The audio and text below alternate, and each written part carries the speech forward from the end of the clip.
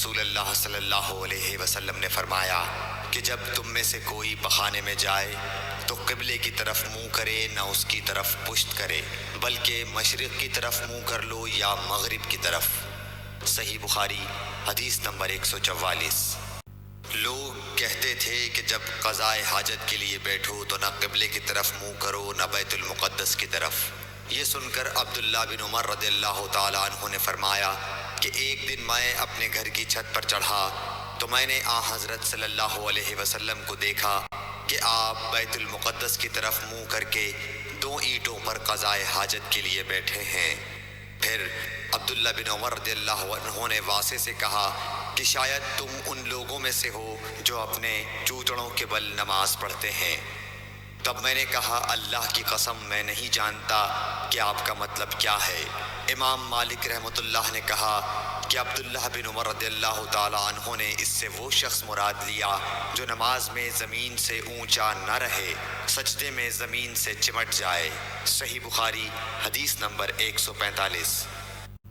رسول اللہ صلی اللہ علیہ وسلم کی بیویاں رات میں مناصے کی طرف قضائے حاجت کے لیے جاتی، اور مناصے ایک کھلا میدان ہے، تو حضرت عمر رسول اللہ صلی اللہ علیہ وسلم سے کہا کرتے تھے کہ اپنی بیویوں کو پردہ کرائیے، مگر رسول اللہ صلی اللہ علیہ وسلم نے اس پر عمل نہیں کیا۔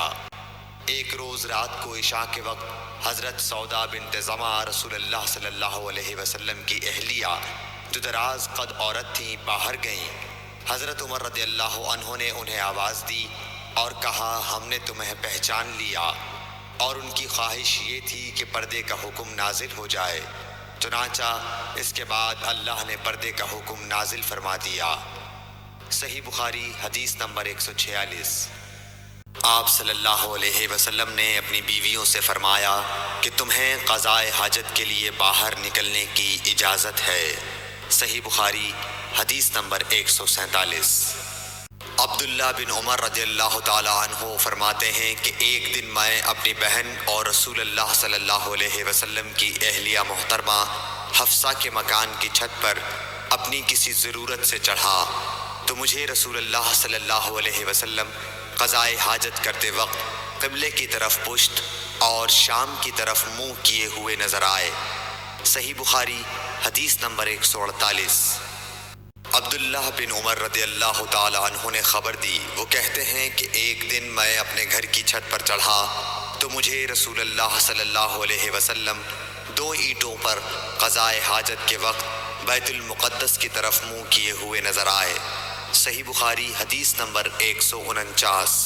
انس بن مالک رضی اللہ تعالیٰ عنہ کہتے تھے کہ جب رسول اللہ صلی اللہ علیہ وسلم رفع حاجت کے لیے نکلتے تو میں اور ایک لڑکا اپنے ساتھ پانی کا برتن لے آتے تھے، مطلب یہ کہ اس پانی سے رسول اللہ صلی اللہ علیہ وسلم طہارت کیا کرتے تھے۔